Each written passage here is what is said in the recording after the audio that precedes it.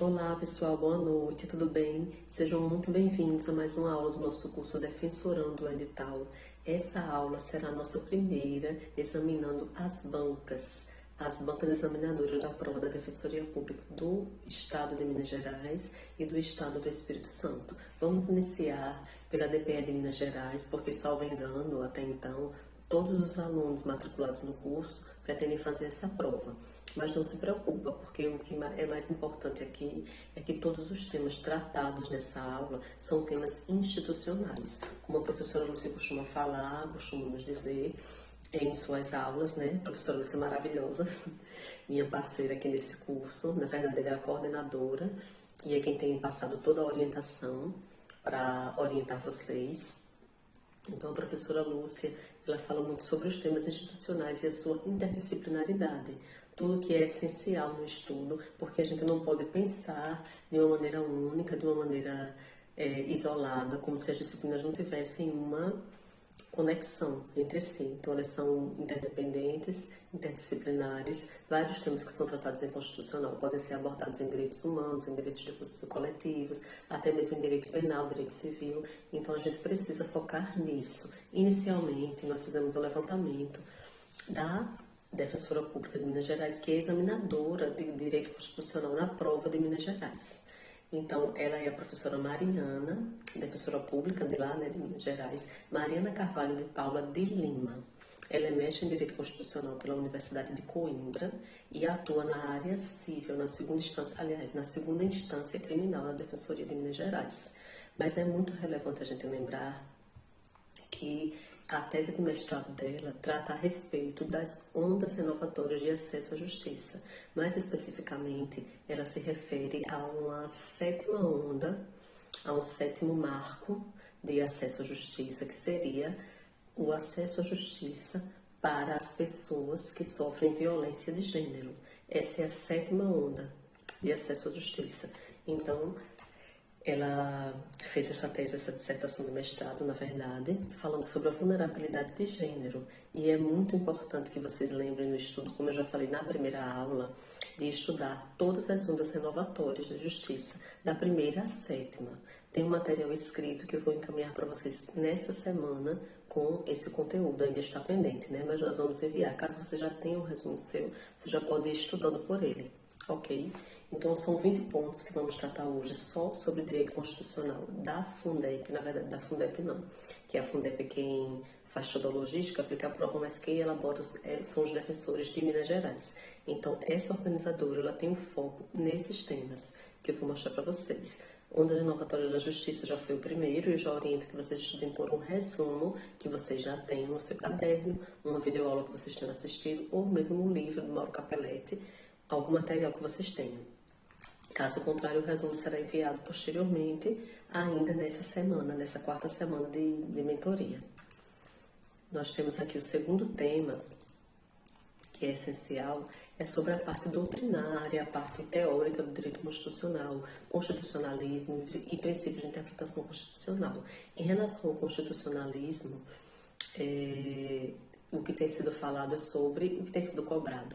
É sobre, não sobre o poder constituinte, isso daí cai muito nas provas do SEBRASP e da FCC, a gente vai ver para a Defensoria do Espírito Santo, mas é muito cobrada a questão de recepção, de inconstitucionalidade superveniente, a questão de revogação das normas constitucionais, que no caso é a não recepção, né? E os princípios de interpretação constitucionais, princípio da concordância prática, princípio da máxima efetividade das normas constitucionais, da força normativa da Constituição, que inclusive a força normativa, ela é o fundamento para o controle de constitucionalidade. Então, esses termos vocês têm que conhecer, têm que pegar um bom resumo também e dar uma lidinha para estudar, certo? Um resumo sobre esses temas, o primeiro e o segundo, você pode ler em uma hora e meia, fazer algumas marcações, resolver questões para ter mais segurança. Então, em 2, 3 horas, você vai ter um bom resumo, um bom caderno de erros para você ler posteriormente. Porque esses 20 pontos são os essenciais na prova de direito constitucional. E não tem problema, mesmo que não caia em constitucional, deve cair em alguma outra disciplina da sua prova, certo? Fenômeno da recepção e da inconstitucionalidade superveniente, eu já falei. Tem até um julgado que eu vou deixar aqui no material escrito que já está pronto para vocês, a respeito da inconstitucionalidade superveniente. O que é que o STF entende a respeito? Para que vocês não tenham nenhuma dificuldade na hora da prova. E tem um resuminho também, um quadro na tabela do dizer o direito, falando de uma exceção em relação à mudança. Não a mudança de parâmetro, não é que uma Constituição teria surgido posteriormente e modificado o texto constitucional. Não se trata de uma emenda constitucional e nem de uma nova Constituição. Trata-se de uma mudança de ordem social, de ordem econômica, uma alteração no sentido da lei, que faz com que, no sentido da Constituição, que faz com que aquela lei que era considerada constitucional passe a ser inconstitucional. Então, essa inconstitucionalidade superveniente, o processo de inconstitucionalização, é o que é admitido pelo STF hoje, no que se refere à inconstitucionalidade superveniente. Mas, falando-se de uma norma que era constitucional, conforme a Constituição da época vigente, que tem a Constituição, uma Constituição posterior, que é contrária a essa lei, que é contrária à Constituição antiga, ou uma emenda constitucional que modifica isso, então essa lei ela não vai ser recepcionada pela nova ordem constitucional. É como se ela fosse revogada pela nova ordem constitucional e por isso não se admite a inconstitucionalidade superveniente nesse aspecto para o STF. O STF só admite as mudanças de ordem econômica, social, cultural que fazem com que o contexto, o sentido daquela norma constitucional se modifique e passe a não admitir aquela lei que antes, muito antigamente, era considerada constitucional. Porque a Constituição ela não pode ficar engessada, né? Não pode haver a fossilização da Constituição. Então, nesse caso, se admite. Vocês vão ver aqui na tabela, caso não tenha ficado claro, e vão conseguir compreender com maiores detalhes. Está na página 3 do material. É também importante que vocês atentem para a modulação dos efeitos da decisão em sede de controle concentrado de constitucionalidade, que acontece nas hipóteses do artigo 27 da Lei 9868 de 1999. Essa lei é muito importante que vocês estudem na íntegra. Ela e a Lei 9882. Eu sei que parece um pouco cansativo, mas vocês podem ler e já dar uma relida, ou ler 10 artigos, 15 artigos, e depois no próximo dia continuar a terminar a reler, para que vocês fiquem bem familiarizados com esse conteúdo. Mas os artigos principais, eles serão passados para vocês. Inicialmente eu destaco o artigo 7º, o 9º em seu parágrafo 1º e o artigo 27 da Lei 9868 e da Lei 9882, o artigo 6º, parágrafo 2º. Porém, normalmente nos concursos de defensoria, não a DPE de Minas Gerais, mas normalmente nas provas de defensoria ao longo dos últimos 10 anos, tem caído outros dispositivos, da 9882, por exemplo, do artigo 1º ao 6º e do 11 ao 13. E a Lei 9868 tem vários outros artigos que são cobrados também. Posteriormente nós passaremos, inicialmente estamos colocando apenas esses, mas se você quiser, você lê a lei inteira, lê e relê, para ficar com mais segurança, porque controle de constitucionalidade é uma coisa que certamente vai cair na sua prova. Você não pode ignorar. Outra coisa, em relação à jurisprudência, a gente não deve focar tanto nas ADs, nas ADPFs, elas são importantes, especialmente as do ano passado para cá, algo relacionado ao Covid, estado de coisas inconstitucional e presídio, mas você tem que se preocupar prioritariamente para a para a DPE de Minas Gerais, com as teses de repercussão geral do STF, que são muito cobradas. E o que eu observei aqui, de 4 teses que foram cobradas na prova de Direito Constitucional de 2019, 3 eram do ano anterior à prova. E uma era de 2 anos atrás. Então, para essa prova, eu sugiro que você olhe todas as teses de repercussão geral do STF relacionadas às disciplinas da prova de 2021, de 2022 e agora de 2023. Procurem ler todas essas teses de repercussão geral e fixar na mente, lá no site do STF mesmo. Isso é um estudo demorado, não é fácil, mas você pode tirar por semana uma horinha. 1 hora por semana, vai lendo, relendo, lendo e relendo, para poder vencer essas teses de repercussão geral. Nós temos também o estudo das súmulas vinculantes do STF. Deixa eu baixar aqui o volume do computador.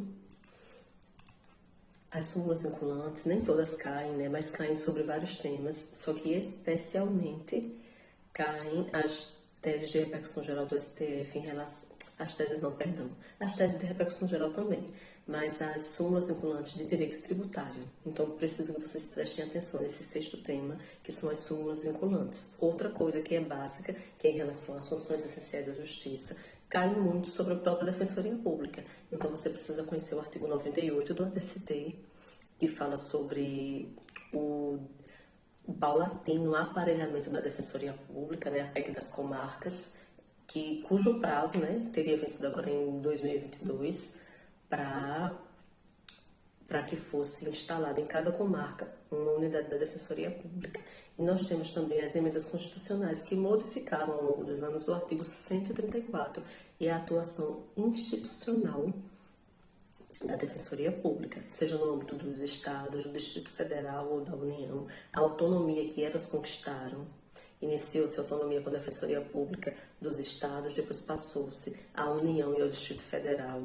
Então, é preciso que vocês prestem atenção nesse sétimo tema, marquem no vade-mecum de vocês, façam um estudo ativo desses artigos. Eu não estou colocando aqui na íntegra, porque eu preciso que vocês olhem o artigo 134, leiam e releiam, porque vocês precisam aprender esse dispositivo de verdade, saber com que vocês vão trabalhar.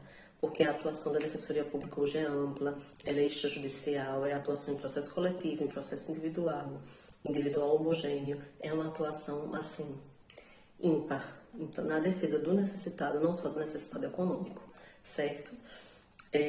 Lei das súmulas vinculantes também é um tema muito relevante. Normalmente cai do artigo 1º ao 3º e o artigo 7º, e esse artigo 3º é muito importante porque fala da legitimidade da Defensoria Pública para ajuizar os pedidos de edição, revisão e cancelamento de súmulas vinculantes, para propor, né, na verdade. Temos também o controle de constitucionalidade realizado pelo CNJ e pelo CNMP. Como são órgãos de fiscalização administrativa, eles não têm competência constitucional, assim como o STF, não são órgãos de jurisdição constitucional, então, por óbvio, eles não realizam um controle abstrato ou concentrado de constitucionalidade, mas isso precisou ser dito expressamente pelo STF, isso foi afirmado em julgamento pelo STF, e é importante que vocês se lembrem que apenas num caso concreto é que o CNJ ou o CNMP podem se abster de aplicar aquela lei que eles consideram inconstitucional. Ok? No mais, décimo tema, competências da Constituição Federal, mormente as que estão previstas no artigo 22, que é a competência privativa da União. É muito relevante esse artigo, mas vejam do artigo 21 ao 25. E também é importante ver a jurisprudência nesse tema, gente. Se vocês tiverem a assinatura do Buscador do Seu Direito, é muito bom de encontrar por lá, na aba Jurisprudência, vocês colocam a disciplina e colocam um tema. Então, vocês podem colocar Direito Constitucional, Competências. Vai ser tranquilo, vocês vão conseguir encontrar esse grupo de jurisprudência. Tá? Se vocês não tiverem, vocês olham os informativos de 2023, 2021, 2022 e saem procurando o tema. Competências, organização do Estado, e ali vocês vão estudando, certo? Mas é realmente dos artigos 21 ao 25 da Constituição Federal. Também é preciso estudar o Estado de Defesa e Estado de Sítio, dos artigos 136 ao 144 da Constituição Federal, certo? Vamos falar agora também sobre um tema que pode ser muito importante para a professora, que é a examinadora suplente da banca, mas é um tema relevante demais para a Defensoria Pública, que se não cair em constitucional, vai cair em direito civil, vai cair em direitos humanos, que fala sobre o reconhecimento da união estável entre pessoas do mesmo sexo, como uma família, sem uma interpretação restritiva do artigo 226 da Constituição Federal. Isso se deu pelo STF ao julgar a ADPF número 132 e a ADI número 4277. Foram julgadas em 2011, são julgados históricos, gente, que respeitam a diversidade e que respeitam as vulnerabilidades. Né? Sobre esse tema também é essencial você lembrar da ADI 4275, que fala sobre a possibilidade de se alterar o registro do indivíduo, a sua mudança de gênero, sem a necessidade de tratamentos patologizantes e sem a necessidade de cirurgia de transgenitalização. Então, é muito relevante esse tema. A opinião consultiva da ONU, número 24, de 2017, também é muito relevante. Tem um resuminho aqui no material. E tem outro texto que eu encaminhei para vocês já nas primeiras semanas de estudo, e é muito bom que vocês repitam. Esse é o 12º tema. Também é muito importante estudar as edições da jurisprudência em teses do STJ, números 208, 209 e 210, que está muito conectado com esse tema aqui. Além disso, a gente passa agora para remédios constitucionais, habeas corpus, habeas data, ação popular, mandado de segurança. O que é mais relevante aqui é vocês conhecerem as súmulas e os julgados. E vocês podem procurar no buscador do Dizer o Direito. E também, deixa eu alterar aqui o material que eu tinha esquecido de colocar as súmulas. Ok, coloquei. Pronto.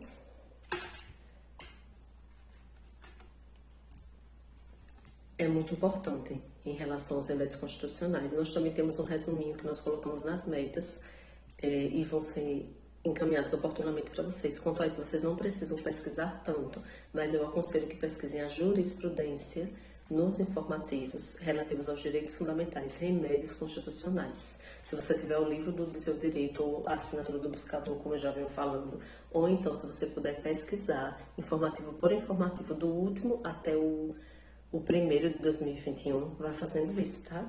Vai pegando uma hora na sua semana e fazendo, assim como vai fazer com as teses de repercussão geral do STF. Judicialização de políticas públicas, gente, muito importante também, é um tema muito defensorial. Fala-se muito sobre o mínimo existencial, que a reserva do possível tem que observar os princípios da razoabilidade, da proporcionalidade e que ela precisa principalmente observar o mínimo existencial, que não se confunde com o mínimo vital, apregoado por Wolfgang Sarlet. Wolfgang, não sei, Ingo Sarlet. Por quê? Porque o mínimo vital, ele só cuida mesmo do mínimo para sobreviver, para a subsistência. Não há uma preocupação com os direitos sociais, com os direitos culturais, com os direitos relacionados a uma melhor qualidade de vida. Há apenas uma preocupação com a vida em si, preservar a vida, um mínimo básico. E, inclusive, a educação não está contemplada como um mínimo existencial para o Sarlet. Mas a professora Ana Paula de Barcelos, ela menciona o mínimo existencial que foi utilizado no voto do ministro Marco Aurélio em 2004, acho que foi a DPF 45, tem aqui no material, que trata da dignidade da pessoa humana em toda a sua plenitude, em toda a sua amplitude. Então, quanto mais direitos o cidadão puder gozar, aquilo vai ser considerado o seu mínimo existencial, porque ele não precisa só comer, ou só ir à escola, ou só tomar banho, ou só ter uma moradia. Ele precisa desse conjunto de direitos sociais individuais para que ele seja considerado um ser humano, uma pessoa que tem a dignidade humana preservada. Então é isso que a gente tem que observar na judicialização de políticas públicas, a possibilidade que o Poder Judiciário intervenha quando o mínimo existencial não estiver sendo observado, e também não há que se falar em ativismo judicial que impeça a atuação do Poder Judiciário. Não há uma violação ao princípio da separação de poderes. Na verdade, o que acontece é um controle de um poder sobre o outro, a doutrina dos check and balances. Então, é muito importante esse tema 14. O 15, vamos falar sobre a participação democrática da sociedade civil nas decisões da administração pública. É importante vocês lembrarem do artigo 37 da Constituição Federal, em seu parágrafo 16, incluído pela Emenda Constitucional 109 de 2021, e também o artigo 204, que fala sobre a educação, sobre governança e a participação da população. Vamos lá. Mais um tema, o 16º, da ordem social. Assistência social, saúde e educação são temas prioritários. Tem os artigos aqui no material e preciso que vocês estudem as edições 168 e 169 do STJ, da jurisprudência em teses do STJ, que fala sobre o fornecimento de medicamentos pelo poder público. Está em processo civil, direito processual civil, mas é um tema extremamente constitucional, extremamente voltado à saúde e à vida, então é muito relevante o estudo, certo? O tema 17 eu trago uma live aqui que vai ajudar para o estudo da segunda fase e quiçá da prova oral, que fala também sobre o gênero, sobre a vulnerabilidade de gênero, da examinadora da banca. Eu vou deixar aqui, mas vocês não precisam estudar agora. Só quem tiver mais tempo, né? Outra coisa, sobre a segunda examinadora suplente, temas com os quais ela já trabalhou, população em situação de rua, é importante o estudo do decreto 7.053 do governo federal, e também casamento homoafetivo, que a gente já viu na DPF 132, artigo 4277. É importante também estudar a lei de investigação de paternidade, sobre o reconhecimento de paternidade, a jurisprudência a esse respeito, no site do STJ. Vocês podem procurar no buscador Direito Civil, Família, Paternidade. Eu não sei exatamente qual o termo que vai ter, mas vai ter sim Direito de Família, tá? Eu não sei o assunto que eles vão colocar. E é também muito importante vocês estudarem direito tributário e financeiro, especialmente direito tributário, o artigo 150 da Constituição Federal, alguns artigos do CTN e os impostos estaduais, minimamente. Mas eu vou falar aqui para vocês também a lei de responsabilidade de execuções fiscais, artigos 1º ao 12 e artigo 40, e também o artigo 29, que teve a sua constitucionalidade declarada, a sua inconstitucionalidade declarada. Então tem um texto a esse respeito, um resumo aqui sobre os princípios, sobre os tributos, sobre a teoria pentapartida do STF, vários temas aqui de direito tributário, um resuminho bem legal para que vocês leiam e vocês podem, com muita segurança, se deter a esse material, porque ele vai ajudar bastante vocês. Vocês podem ler isso, ler a Constituição Federal, nos artigos pertinentes e fazer a prova de vocês, porque a prova da defensoria ela não é difícil em relação ao direito tributário, porque são conhecimentos básicos. Então tá aqui anotado para vocês. Eu sei que é algo que a gente não costuma estudar, né? Não, a gente não estuda direito tributário para atuar na defensoria pública, mas como as bancas costumam cobrar, então esse básico vai ser mais que suficiente para que vocês possam estudar. Tá? Aqui eu separei em 3 itens para que vocês possam estudar, tá aqui no material. Então, gente, essa é a análise inicial. Nós faremos no próximo vídeo a análise da prova da Defensoria Pública do Espírito Santo, que não tem tantas diferenças, porque todos esses temas abordados aqui, eles serão necessários para a prova da DPE do Espírito Santo. Mas o enfoque em direito constitucional é um pouquinho diferente.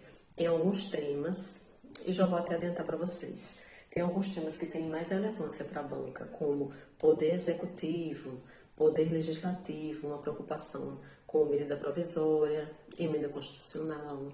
Tem também um enfoque maior. Deixa eu ver quais são os assuntos que eu estou tentando me lembrar.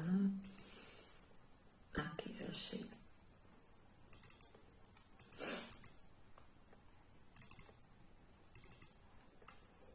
Poder executivo eu já falei, né? Remédios constitucionais. Outra diferença, ordem econômica e financeira. Tem muito mais artigos da parte de direito financeiro e também uma preocupação muito relevante com a parte da propriedade, dos artigos 182 ao 191 da Constituição Federal. Muito importantes. A gente vai ver que é importante também para a banca, para o SEBRASP, poder constituinte, originário derivado, e no sistema financeiro nacional, a que a gente já colocou aqui, é isso mesmo, poder constituinte, originário derivado, e a federalização de tratados internacionais.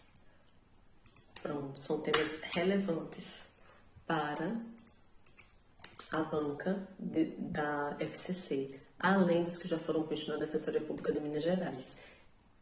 Novamente eu volto a falar para vocês que há uma distinção, porque nem todos os temas que estão tratados em constitucional para a DPE de Minas serão abordados nas questões de constitucional, digamos, 10 questões de constitucional da prova do Espírito Santo. Porém, esses temas certamente vão estar em outras disciplinas da prova. São temas extremamente defensoriais, como a professora Lúcia costuma dizer, extremamente institucionais. Então, gente, essa é a nossa aula inicial, a análise da prova de Direito Constitucional, inicialmente, para a Defensoria Pública de Minas Gerais, principalmente. Peço que vocês estudem com calma, o cronograma vai acompanhar o material dessa aula, para que vocês possam se guiar no estudo dos próximos dias. E vamos passar mais uma semana de estudos também. Não é porque você não vai fazer a prova da Defensoria de Minas Gerais, por exemplo, que você vai deixar de olhar esse arquivo, porque esse arquivo é um arquivo institucional, é muito importante para a sua prova. Você fazendo a Defensoria de Minas Gerais ou não, pode confiar, porque eu tenho certeza que todos os temas vão ser abordados nas suas provas futuras, tá bem? Um grande abraço e até a nossa próxima aula.